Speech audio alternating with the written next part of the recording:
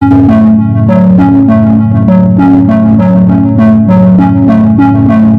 korupsi Pertamina, Megawati dan PDIP harus tanggung jawab. Jadi gini, ketika rakyat butuh solusi, DPR malah ngomong mundur saja kalau perlu secara massal. Ini maksudnya apa? Jangan lupa, Pertamina ini BUMN dan Menteri BUMN itu Erick Thohir. Tapi Pertamina sudah lama jadi sapi perah, jauh sebelum Erick masuk. Siapa yang berkuasa waktu itu? Di era siapa? Siapa yang punya kekuatan di DPR? Siapa yang kontrol kebijakan di BUMN? Jawabannya, Partai Demokrasi Indonesia Perjuangan dan Megawati. Ahok yang selama ini dikenal galak, sekarang terancam diperiksa. Kejaksaan Agung, dugaan pengoplosan BBM bukan main-main. Bukan cuma Pertalite, tapi premium pun diutak-atik jadi Pertamax. Ini skandal kelas kakap. Dan Ahok sebagai komisaris utama Pertamina saat itu, gak mungkin gak tahu. Di sisi lain, PDIP bikin gerakan aneh, ngajak kadernya mundur massal.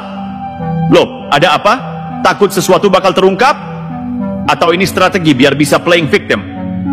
Kalau memang mau mundur, ya mundur aja sendiri. Jangan ngajak-ngajak. Indonesia lagi bersih-bersih, tapi yang ketahuan kotor malah panik. Kita kawal terus kasus ini sampai ke akar-akarnya. Jadi begini, dugaan pengoplosan BBM ini bukan kaleng-kaleng. Bukan cuma Pertalite, tapi premium oktan 88 juga diduga dioplos jadi Pertamax. Lah, kalau benar begini, rakyat selama ini beli BBM dengan harga mahal tapi isinya oplosan? Gila, ini perampokan terang-terangan. Siapa yang harus bertanggung jawab? Ya, sebagai komisaris utama Pertamina pada periode itu, Ahok nggak bisa pura-pura nggak tahu. Gubernur dulu teriak-teriak soal transparansi, tapi di Pertamina kok mendadak anteng? Sekarang Kejaksaan Agung sudah mulai bergerak. Pertanyaannya, kapan Ahok dipanggil? Atau malah bakal ada skenario penyelamatan dari lingkaran tertentu? Kita lihat saja. Dan lucunya, Pertamina sempat membantah ada oplosan. Tapi Kejagung langsung ngegas. Loh, ini faktanya ada. Lah, siapa yang bohong nih? Kejagung atau Pertamina? Kalau Kejagung udah bicara, berarti data dan bukti udah di tangan mereka. PDIP mulai goyang. Kader-kadernya malah diajak mundur massal. Tiap ada berita penangkapan kader PDIP, reaksi rakyat kayak makin gak terkejut lagi. Mungkin udah terbiasa? Kader PDIP ditangkap karena kasus korupsi udah jadi hal biasa, saking seringnya terjadi. Citra partai yang dulu mengesankan sekarang udah kayak ancur-ancuran. Generasi muda yang sekarang melek berita dan peduli politik, merasa jijik melihat partai ini yang begitu mendominasi, tapi kontribusinya nihil. Mereka mungkin berpikir, buat apa PDIP terus eksis kalau kerjaannya cuma menumpuk skandal dan melindungi koruptor di dalamnya? Dan yang lebih lucu lagi, di tengah situasi makin banyak kader yang tertangkap, PDIP masih sempat memproklamirkan diri sebagai partai yang akan terus. Di kantong saya beda lagi, lebih banyak. Ingin mengingatkan, uang tadi kan banyak sekali di luar. Ada sudah data di kantongan saya. Data di Kementerian Keuangan ada. Di situ dihitung ada 11.000 triliun yang disimpan di luar. Di kantong saya beda lagi, lebih banyak. Karena memang sumbernya berbeda. Sumbernya sumber internasional semuanya, tapi berbeda. Tidak apa-apa. Yang paling penting bagaimana uang-uang itu bisa dibawa kembali ke negara kita, karena saat ini kita memerlukan partisipasi Bapak Ibu dan saudara-saudara semuanya untuk negara, untuk bangsa. Hei maling-maling, hei koruptor-koruptor, Prabowo tidak pernah akan gentar menghadapi kalian. Hai kaum munafikun, hai antek-antek asing, Prabowo Gibran bersama rakyat Indonesia. Megawati Soekarnoputri satu-satunya wakil Presiden Republik Indonesia yang melakukan kudeta sipil terhadap almarhum Presiden Gus Dur. Ia menggulingkan kekuasaan dengan alasan yang dibuat-buat, padahal sudah jelas rakyat menginginkan Gus Dur memimpin bangsa Indonesia. Selama kepemimpinan Megawati, banyak kemunduran yang kita rasakan, seperti menjual perusahaan Indosat yang waktu itu sangat menguntungkan, melepaskan 3 pulau yang kita miliki yaitu Nipah, Sipadan, dan Ligitan yang sangat kaya dengan minyak mentah. Kemudian menjual murah gas alam blok tangguh di Papua Barat ke Cina, yang menyebabkan negara rugi 500 triliun rupiah setiap tahunnya. Skandal besar Megawati lainnya yaitu menghapus hutang BLBI. Megawati bersama kabinet mengeluarkan surat keterangan lunas dari hutang yang dimiliki Syamsul Nursalim. Syamsul Nursalim sendiri adalah konglomerat Indonesia yang masuk 50 orang terkaya di Indonesia. Megawati layak dicatat dalam sejarah sebagai orang yang menjabat presiden tanpa dipilih, sehingga merugikan seluruh rakyat Indonesia.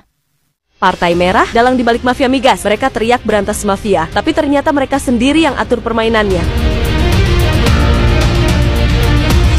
2015 Petrol dibubarkan, katanya buat bersihin mafia migas. Tapi faktanya, mafia nggak hilang, cuma ganti baju. 2017, Hasto ketemu Riza Syahlit. Loh, kok ketemu? Bukannya Riza Syahlit itu pemain lama di mafia migas? Jangan-jangan ini deal-dealan, biar bisnisnya tetap jalan di bawah kendali Partai Merah. 2018 BBM Pertamina dioplos. Boom, terjadi skandal pengoplosan BBM. Rakyat dirugikan, tapi Partai Merah tetap nyaman di kursi kekuasaan. Siapa yang pegang kendali? Siapa yang main belakang? 2019 Ahok didorong jadi komisaris utama Pertamina. Bukan untuk bersihin Pertamina, tapi buat mengamankan dirut-dirut yang dipasang Partai Merah sendiri. Biar semua permainan mafia migas tetap rapi, tetap berjalan, dan tetap menguntungkan partai. Beliau panggil saya, kali ini suruh saya jadi dirut Pertamina. Ya, cuma saya bilang, kenapa baru sekarang? Kan udah bagus, udah untung. Saya bilang, saya jadi komut juga. Saya udah happy kok, selama dirutnya mau nurut sama saya kan. 2019, Arifin Tasrif jadi Menteri SDM. Mereka juga harus pegang kebijakan energi. Makanya, mereka rekomendasikan Arifin Tasrif karena dia nggak punya rekam jejak di industri migas, mudah dikendalikan. Kalau Menteri ESDM udah di tangan dan komisaris utama Pertamina juga orang mereka. Lantas, siapa yang berani melawan mafia migas Partai Merah?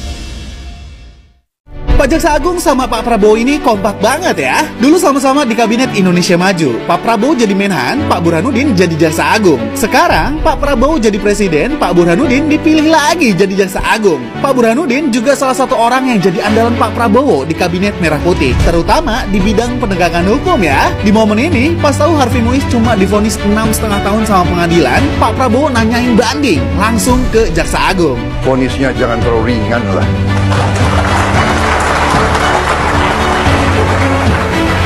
Jaksa Agung naik banding nggak? Naik banding nggak? Naik banding. Vonisnya ya 50 tahun begitu kira-kira. Sekarang setelah upaya banding, hukuman terdakwa timah pada naik, termasuk hukuman buat Harvey Muiz yang jadi 20 tahun.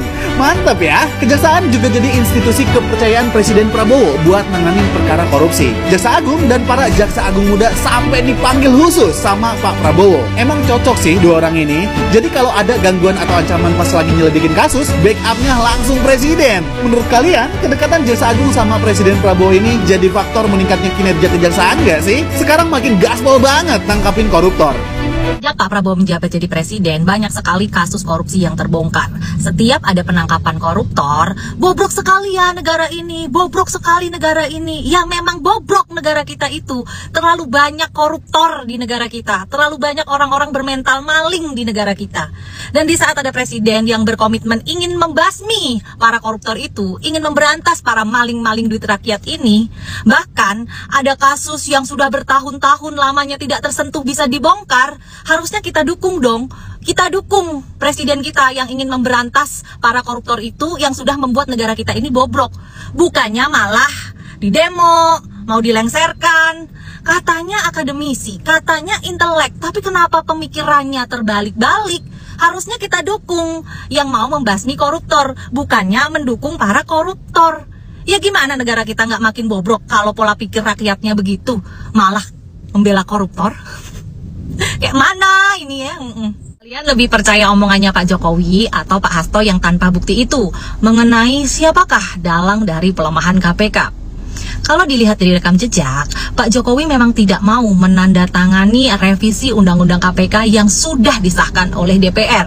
Mungkin ini adalah bentuk ketidaksetujuannya Pak Jokowi terhadap revisi Undang-Undang KPK itu. Lalu dilihat dari rekam jejak juga, saya ambil dari Detik News, 6 anggota DPR yang mengusulkan revisi Undang-Undang KPK. Yang pertama adalah Bapak Masinton Pasaribu. Saya yakin seluruh rakyat di Indonesia sudah sangat mengenal siapakah Bapak Masinton Pasaribu ini. Lalu yang kedua berasal dari fraksi yang sama, yaitu Ibu Risa Mariska. Yang ketiga ada Bapak Saiful Bahri. Yang keempat ada Bapak Taufik Kulhadi. Yang kelima ada Bapak Ibnu Multazam. Dan yang terakhir, yang keenam adalah Bapak Ahmad Baidowi. Inilah 6 anggota DPR yang mengusulkan revisi Undang-Undang KPK. Jadi, kalian lebih percaya siapa? Pak Hasto atau Pak Jokowi?